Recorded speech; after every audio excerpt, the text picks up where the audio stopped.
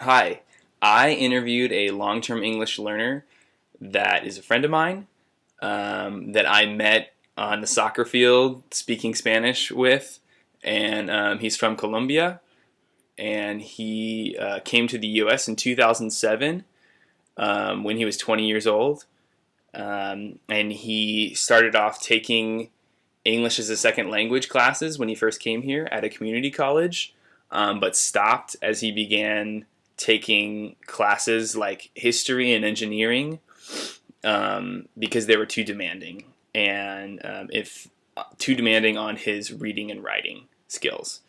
And so he really enjoys school and wants to continue, but working and going to school proved too difficult, especially when he was really struggling in his classes because it was difficult for him to read and write at that super difficult level of like an engineering class or a history class. So he speaks very fluently in English with even hardly an accent.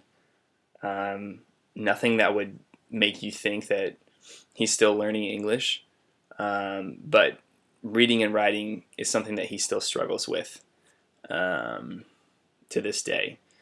When I asked him about how his schooling was in South America, he said that his family often moved a lot. He did a lot of schooling in Argentina and then moved back to Colombia and got his high school diploma in Colombia. So he said that he thinks that he might be missing. There might be some gaps in like his own schooling. Whereas if he would have just stayed in one country throughout his schooling, that he would have had a more cohesive knowledge base. So, and I agreed with him. I thought that what we learned in this class showed us that if you do kind of switch between countries, it might be difficult. You'll have a gap in your learning. So my buddy, he really likes college, but he doesn't really know what he wants to study. His dad was an engineer, but he knows how difficult it is to become an engineer and how much he would have to improve on his writing and reading skills in English.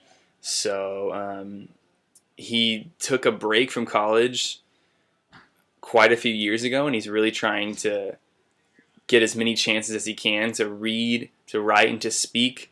And so we keep in contact a lot and speak only in English. He won't let me speak in Spanish to him.